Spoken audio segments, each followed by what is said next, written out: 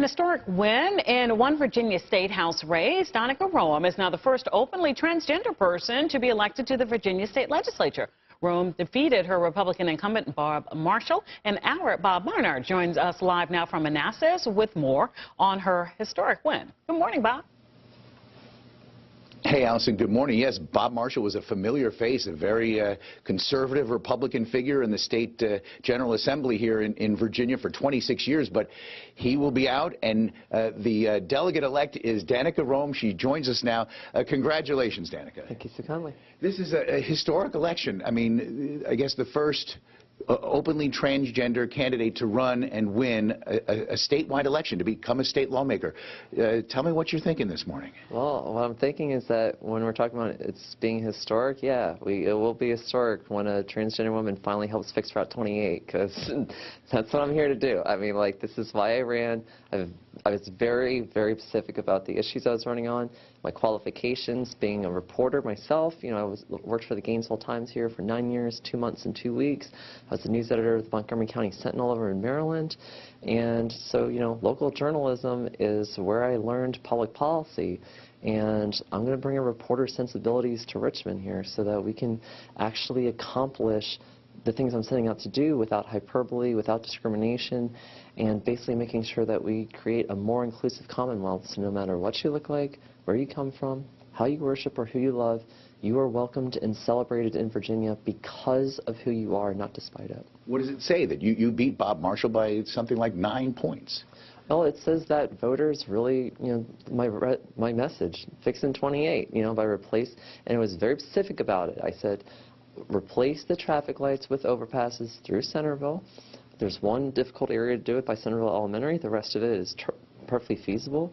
And installing a flyover in the 2 southbound left-hand turn lanes at Orchard Bridge Drive over in Yorkshire, because traffic lights stop traffic. And we have existing precedent from VDOT when they took out all the lights from Route 7 all the way down to Westfields Boulevard some years ago. And that means that, look, we have the money to do this. We have existing precedent to do this. It's time to get it done. And I was on the phone with Senator Mark Warner last night, and my first ask to him, I said, the people of the 13th District badly need these traffic lights removed and replaced with overpasses. Can you help me out? And so him and I talked shop, and we're going to get it done. I'll tell you, we were out there this morning. I think we've been showing our viewers some video. People talk about a 2-hour commute from the Manassas area, say, to Tyson's Corner or the city. It looks ridiculous, and that's one of the campaign issues you ran on. Right. What about the fact that you're going to go down to Richmond and do battle? Are you prepared? I mean, you're a novice, right? You've never held any public office before. Well, the people of the 13th District thought that I was well qualified and experienced enough to do a good job. And, you know, by bringing a reporter's sensibilities to Richmond, I believe in accountability. I'll be, you know, every reporter who covers the General Assembly will have my cell phone number. And the same, you know, I gave out my cell phone number to thousands of people across the 13th District in handwritten notes for the last 10 months.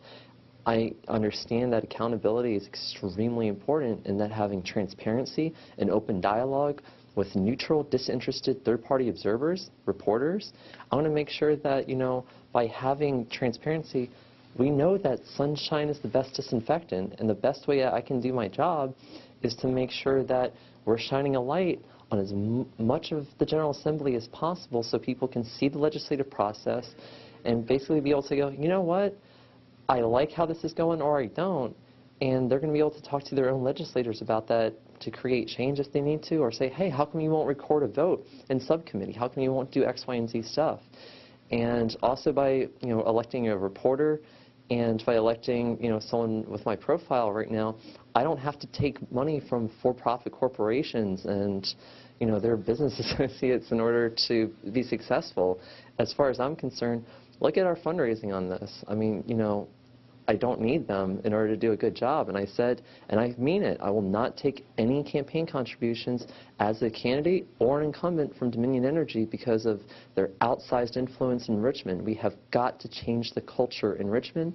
And sending 2 reporters between myself and Chris Hurst, that's a great way, that's a great start. All right, Danica, congratulations. Thank you very much. And you know, the incumbent she beat, Bob Marshall, was one who had proposed this bathroom bill that never made it out of committee last year. So a sea change here in Northern Virginia, a historic election. Danica Roem heading to the General Assembly here in the Commonwealth of Virginia, guys.